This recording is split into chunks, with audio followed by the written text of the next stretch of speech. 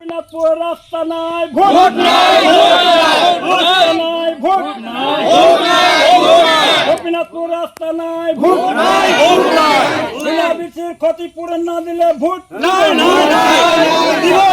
শিলাবৃষ্টির ক্ষতিপূরণ না দিলে ভোট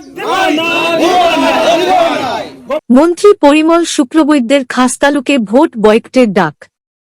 স্বাধীনতার 7 দশক পেরিয়ে গেলেও এখনো রাস্তাঘাট নেই মধ্য ধলাইর গোপীনাথপুরে।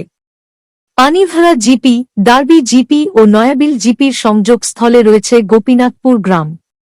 রাস্তার অভাবে গ্রামটির প্রায় 1,500 জনগণ প্রচণ্ড অসুবিধার সম্মুখীন। রাস্তা নির্মাণে কোন জনপ্রতিনিধি এগিয়ে না আসায় জনগণকে চাঁদা তুলে ও শ্রমদান করে রাস্তা নির্মাণ করতে হয়। প্রতিশ্রুতির কথা শুনতে শুনতে জনগণের কান ভারী হয়ে উঠেছে। তাই রবিবার গ্রামের জনগণ এক প্রতিবাদী সভা ডেকে ভোট বয়কটের ডাক দেন। নাই, রাস্তা নাই, আমরা ভোট দিয়া কি করবো? আমরা এবার যাবার রাস্তা নাই, কিছু নাই। আমরা নিজে নিজে রাস্তাঘাট বানাই, কোনো সরকারি রাস্তা নাই। আমরা নিজে নিজে চান্দা উঠাইয়া পুল রাস্তা সব বানাই। আমরা এই কারণে আমরা চাই আমরা ভোট দিব না। ভোটার লাগি সবসময় খালি দৌড়ে যায় আর আমরা ওতে মরে যাই।